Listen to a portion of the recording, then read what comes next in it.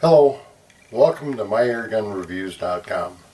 My name is Kenny and I have set up this website and dedicated it to the review of affordable air guns. We will review air rifles, air pistols, pellet and BB. We'll let you know how much fun you're going to get for your money or how much grief. We will also review some accessories, some upgrades and fixes. We'll let you know if your money is well spent or wasted on these things. So let's get started with our next review. Welcome back, everyone. Today we're going to do a brief review of the Beeman Grizzly X2 dual caliber air rifle. Comes with both a .22 caliber barrel and a .177 caliber barrel. It's claimed at 1,000 feet per second with 177 caliber and 800 feet per second with 22 caliber. It comes with fixed sights and a 4x32 Beeman scope. Let's open the box. So as you can see, it comes fairly well packaged. Has a fairly nice colored stock, no checkering or anything, just a Beeman label on it. It comes with the 4x32 scope, two barrels, .177 barrel is already attached, some lower profile scope rings, and a tool package that has two Allen wrenches, a spare set screw for the barrel, and a spare breech seal. Okay, now both barrels have a True Glow front sight shrouded. This is the 22 caliber barrel, and it has fully adjustable rear sight, which is pretty nice. It has a scope stop, but it comes with some pretty light duty scope rings.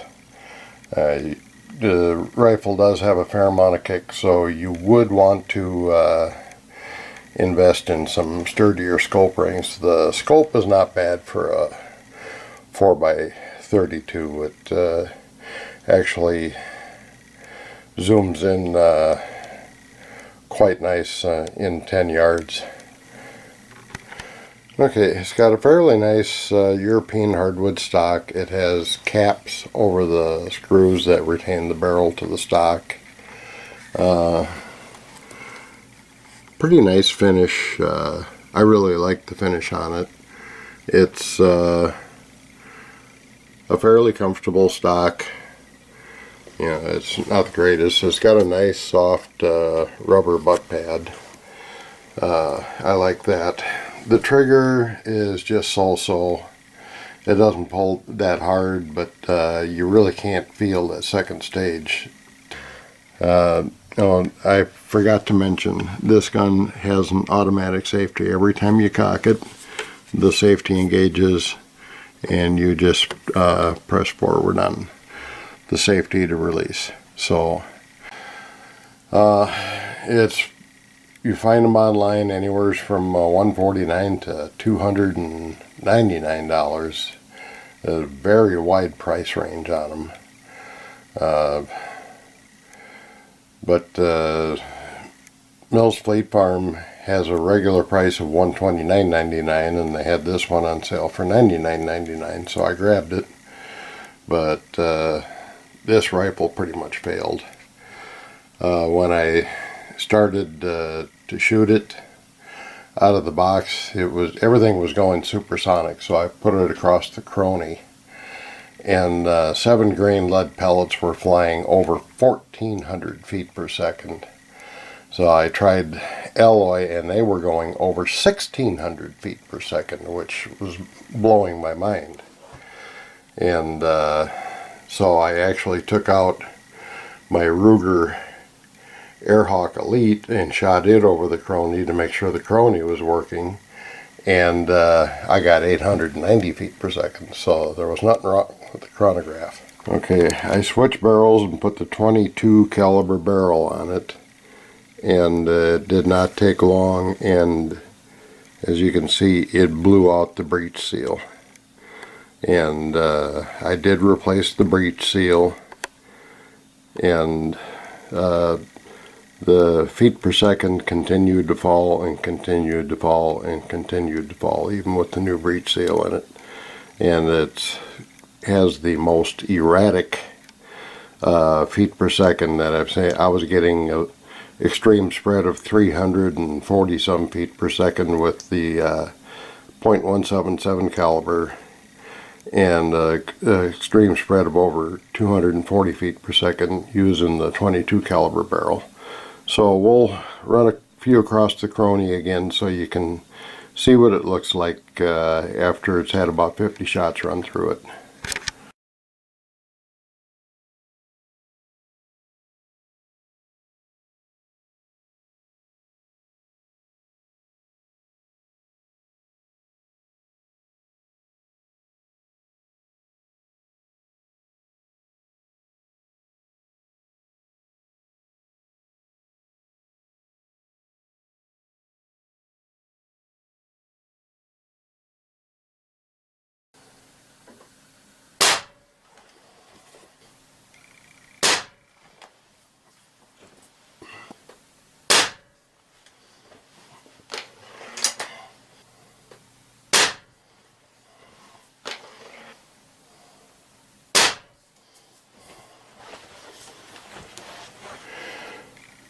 Okay, 5 shots, low of 752.7, high of 762.6, average 757.8. So it made a liar out of me. It settled down after sitting overnight.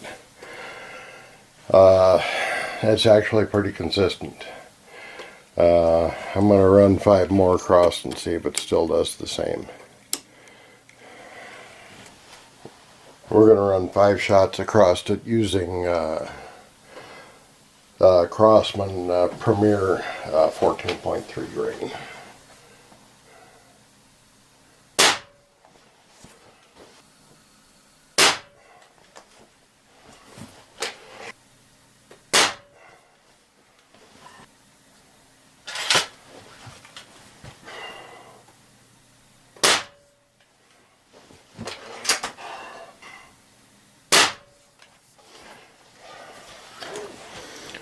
Okay, 5 shots with 14.3 grain. Low of 686.5, a high of 693.4, average of 689.7. Extreme spread of 6.84, standard deviation 2.82. So apparently putting some chamber lube into it and letting it sit overnight has settled it down. It's now actually shooting quite stable. Okay, you can see there is the set screw for your barrel. You just turn that out with the included Allen wrench, and there is a marking with an arrow on the barrel, and the same on the receiver.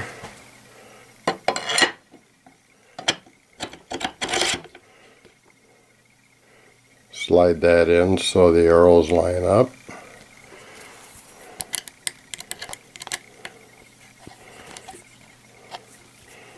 Put your Allen wrench in.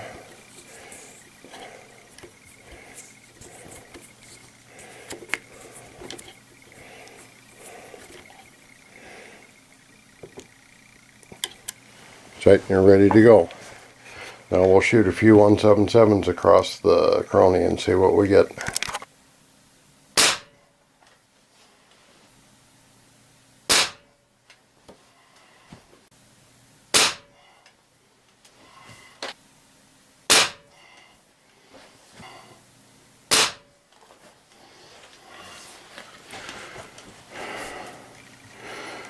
Okay, 5 shots. Low of 1008.8, high of 1018.0, average of 1014, extreme spread of 10.69 feet per second, standard deviation of 4 feet per second.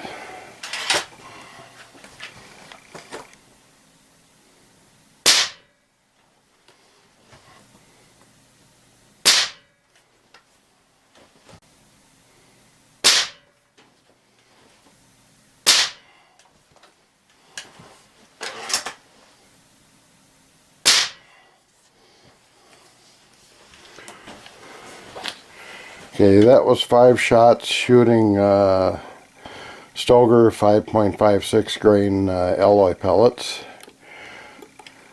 We got a low of 1161, a high of 1171, average of 11.66, extreme spread of 9.56, which that's excellent for alloy ammunition. Normally that's way across, much larger than most guns. Standard deviation of 4 feet per second. Shooting 22s and lead ammunition, we get 98.8 decibels on the digital sound meter. The alloy ammunition in there. And breaking the sound barrier, we got a high reading of 111 decibels, which is quite loud. As long as we've got this, the feet per second settled down on this rifle, we're gonna just try some target shooting at 10 yards using the open sight. We'll be shooting Crossman Premier hollow points, 10.9 grain.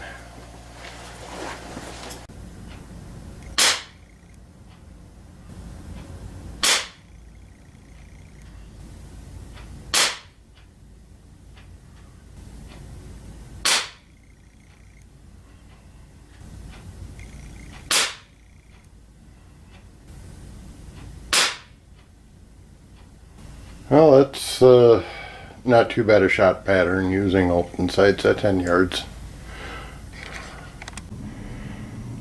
Well, after all the grief this gun gave me yesterday, it's a whole new animal today. As you can see, it shoots pretty decent patterns at 10 yards using the open sight. I'm quite sure it's a whole lot more accurate being scoped, but I have noticed that the breech seal is starting to fray for a second time. Something is scraping on the bottom of the breech, and it's showing wear on the top of the seal. So this gun is going to go through a few breech seals. But all in all, considering I only paid $99.99 plus tax for this gun at Mills Fleet Farm, that sale is only for this week, so I'm quite sure after that it's going to go back to $129.99. And if you must have a 22 caliber and a 177 caliber, this gun could be the ticket. Like I say, expect a few problems when you first get it. Like I said, this thing was just shooting all over the place. As far as velocity, it was shooting way too hard. And then the feet per second fell way off. I cleaned both barrels. I did put some chamber lube into the compression chamber, and I was still getting erratic readings, but sitting overnight with the recently lubed chamber, you saw by the chronograph readings just exactly how much this thing settled down. It's one of the most consistent air rifles I have right now, for what it just did. So if you buy one, be advised you're probably going to have to lube that chamber seal, and you're going to have to break it in. I don't know why it was shooting so hard at first, but it's settled down now. It's averaging about 35 feet per second less than the claimed feet per second shooting the lead pellets. I've seen two claims, one at 830 feet and one at 800 feet. But they claim 1,000 feet per second with lead ammunition using the .177 barrel, and it does achieve that. So it's doing pretty good with the .177 caliber, and it's just a little bit behind the gun at the .22 caliber, but very, very accurate. So, and like I say, it's a very attractive gun. It's got a nice colored wood stock, no checkering or anything. But and the trigger is so-so. It's not as bad as a Crossman, but it's not as good as a Ruger. You know, it's the RS2 trigger. I'm quite sure the RS3 would be a lot better. But you're only paying $100 to $130 for this gun. Or if you go through one of the online sellers, probably $150. But if you can get it from Mills Fleet Farm for $100 to $130, I'd say it's a good buy. I would not pay $150 for the gun, though. But that is my review of the Beeman Grizzly X2 Sportsman Series with the RS2 trigger.